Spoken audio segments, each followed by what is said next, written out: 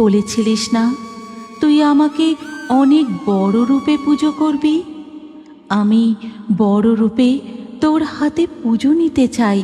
ভবেশ নিজের হাতে তার বাড়িতে 14 হাত কালী প্রতিমা নির্মাণ করেন। ভবেশ, মা কালীর এই বিশাল রূপ দেখে আমার গায়ে কাঁটা দিচ্ছে। ভবেশ, আমাদের বাড়ি ফিরতে অনেকটা দেরি হয়ে গেল রে। চারিদিকটা কেমন ঘুটঘুটে অন্ধকার, আমার কেমন যেন ভয় করছে। কিচ্ছু হবে না, অত ভয়ের কি আছে? মনে মনে মায়ের নাম করতে করতে এগিয়ে চল। তোরা আর যাই বলিস, রাসের মেলায় রাধাকৃষ্ণের প্রতিমাগুলো কি বিশাল বিশাল আকারের। ভাঙা রাসের মেলা দেখে মন একেবারে জুড়িয়ে গেল। সামনের বছর আবার দেখতে আসবো, কেমন? সে না হয় আবার সামনের বছর আসবো, কিন্তু নৈহাটিতে আমাদের কালী পুজোয় এমন বড় কালী ঠাকুর বানালে কেমন হয়? বাহ, এটা তো বেশ ভালো প্রস্তাব। আর তুই হেভি বলেছিস। কালী পুজোয় এমন বড় প্রতিমা বানালে মন্দ হয় না। 4 বন্ধু গল্প করতে করতে জঙ্গলের মধ্যে শ্মশানের পথ ধরে নদীর ঘাটের দিকে যেতে থাকে। ঠিক তখনই এক ছাতিম গাছের ডালে এত রাতে এই পথে কারা যায়? বুকে মনে হয় একদম ভয় ডর নেই। যাই, বেটাগুলোকে ধরে মজা দেখায়। এই কথা বলে ডাইনি ছাতিম গাছ থেকে সোজা তাদের সামনে এসে পথ আটকে দাঁড়ায়। ওরে বাবা, এ যে এক ডাইনি! ভবেশ, আমি তোকে বলেছিলাম না জঙ্গলের এই পথটা ভালো না। আমি অনেকক্ষণ থেকে এই ভয়টাই পাচ্ছিলাম। নিশুতি রাতে জঙ্গলের পথে গাছের ডালে ডালে শাকচুন্নি পেতনিরা জাগে। এই কথা বলে ডাইনি হাত বাড়িয়ে গদাইকে ধরে। ঠিক তখনই আর কোনো উপায় দেখতে না পেয়ে ভবেশ জোরে জোরে মা কালীর মন্ত্র জপ করতে থাকে। ওম সর্বমঙ্গল মঙ্গলে শিবে সর্বার্থ সাধিকে শরণ্যে ত্রম্বকে গৌরী নারায়ণী নমস্তুতে। চুপ কর তুই, আমি একে ছেড়ে দিচ্ছি। চলে যাচ্ছি এখান থেকে, চুপ কর। এই বলে সাথে সাথেই ডাইনি সেখান থেকে অদৃশ্য হয়ে চলে যায়। তারপর 4 বন্ধু আবার হাঁটতে শুরু করে। এই, আমাদের পিছনে নূপুরের শব্দ। আবার আমাদের কে পিছু নিল? খবরদার, কেউ পিছনে তাকাবি না, তোরা শুধু চুপচাপ হাঁটতে থাক। তারা কেউ পিছন ফিরে তাকায় না। দেখা যায় তাদের পিছু পিছু কে যেন নূপুর পায়ে হেঁটে চলেছে। এরপর তারা যখন হাঁটতে হাঁটতে নদীর ঘাটের কাছাকাছি পৌঁছায়, আরে, ওই নূপুরের শব্দটা তো আর পাওয়া যাচ্ছে না। 4 বন্ধু পিছনে তাকিয়ে দেখে যে সেখানে কেউ নেই, শুধু একটি জবা ফুল পড়ে আছে। তাদের দেখে মাঝি জিজ্ঞাসা করে, কি বাবুরা, এই নিশুতি রাতে তোমরা কোত্থেকে আসছো? কোথায় যাবে গো? ভাঙারাসের মেলা দেখে ফিরছি গো, নৈহাটি যাব। ওইদিকে জঙ্গলের পথটা তো ভালো নয় গো বাবু, পথে কোনো অসুবিধে হয়নি তো? যাকগে, আর তোমরা দেরি করো না, নৌকোয় চেপে বসো নৌকোয়। এরপর মাঝি নৌকা ছেড়ে দেয়। তারপর তারা মাঝিকে সমস্ত ঘটনা খুলে বলতে থাকে। সে আর কেউ নয় গো, মা তারা ছিল। মা তারাই তোমাদের রক্ষে করেছে। জয় মা তারা, জয় মা তারা। এরপর কেটে যায় প্রায় 1 বছর। এমনই একদিন সকালবেলা এক চায়ের দোকানে 4 বন্ধু বসে কালী পুজোর পরিকল্পনা করতে থাকে। ভবেশ, কালী পুজো আর বেশি দিন নেই রে। আমাদের এবার কাজ শুরু করতে হবে। শুরু তো করব, কিন্তু এবারে কাছে যে বেশি টাকা পয়সা নেই রে। কি করে কি হবে কি জানি। ভবেশ, ও সব তুই চিন্তা করিস না, সব হয়ে যাবে। আমরা ঠিক সব ব্যবস্থা করে ফেলবো। আরে, আমরা সবাই মিলে চাঁদা তুলবো, আর তাহলে তো আর কোনো অসুবিধা হবে না। না গদাই, এ আমার বাড়ির পুজো, পাড়া প্রতিবেশীর থেকে কেন চাঁদা তুলবো? এরপর 4 বন্ধুর চা খাওয়া হয়ে গেলে টাকা মিটিয়ে যে যার বাড়ি ফিরে যায়। হ্যাঁ রে ভবেশ, কিছু কাজের খোঁজ পেলি বাবা? সামনে যে কালী পুজো, কিভাবে যে মায়ের পুজো হবে কি জানি। অনেক কলকারখানায় কাজের খোঁজ করলাম গো মা, কিন্তু সবাই ওই একই কথা বলে, এখন কোনো কাজ নেই। হে মা তারা, আমার ছেলেটার কিছু একটা কাজের ব্যবস্থা করে দাও। এই দরিদ্র সংসারে একটু মুখ তুলে চাও মা। এরপর ধীরে ধীরে বিকেল গড়িয়ে রাত হয়ে যায়। গভীর রাতে সবাই যখন ঘুমিয়ে, তখন হঠাৎ ভবেশ, ভবেশ, তুই সেই কথা ভুলে গেলি নাকি? বলেছিলিস না তুই আমাকে অনেক বড় রূপে পুজো করবি। আমি বড় রূপে তোর হাতে পুজো নিতে চাই। ভবেশ, ভবেশ।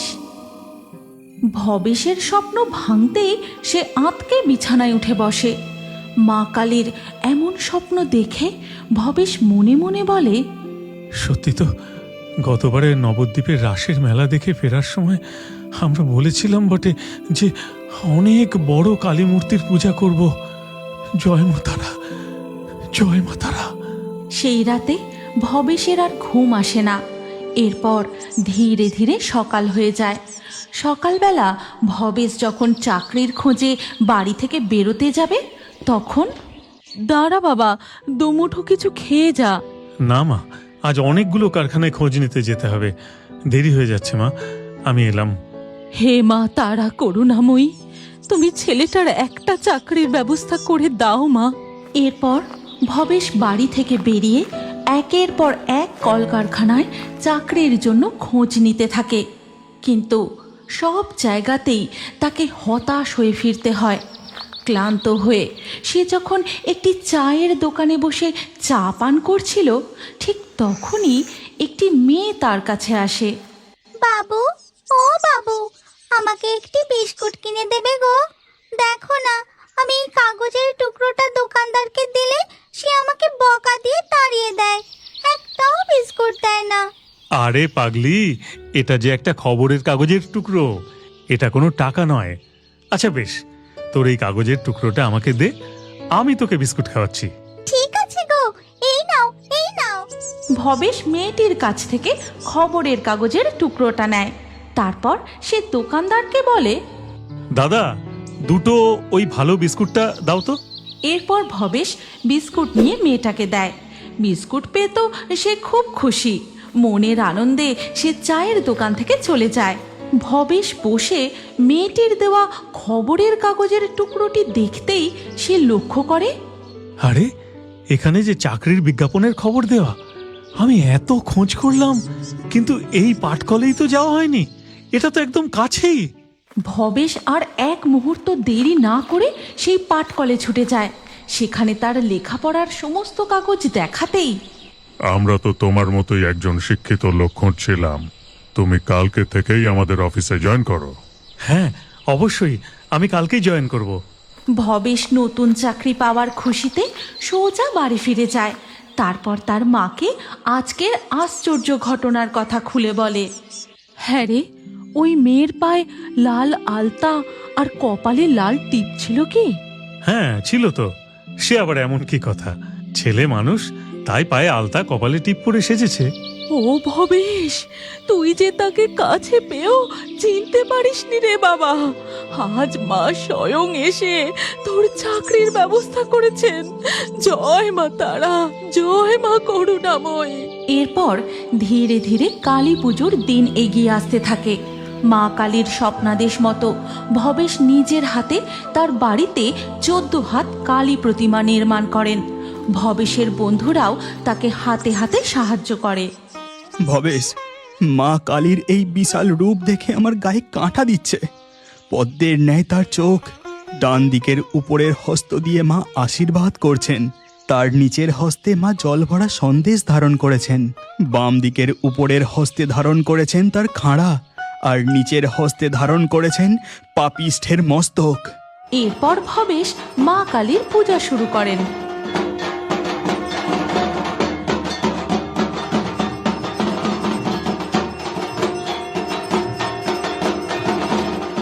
মা, মা গো, তুমি সত্যি আছো।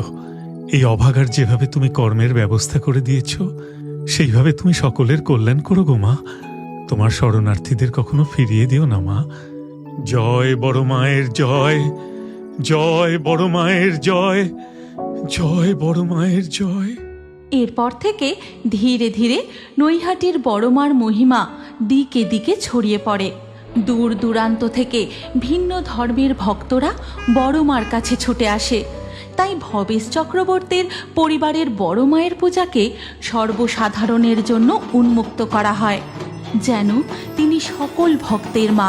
তাই তো বড় মা কখনো কাউকে খালি হাতে ফিরিয়ে দেন না। বড় মা খুবই জাগ্রত।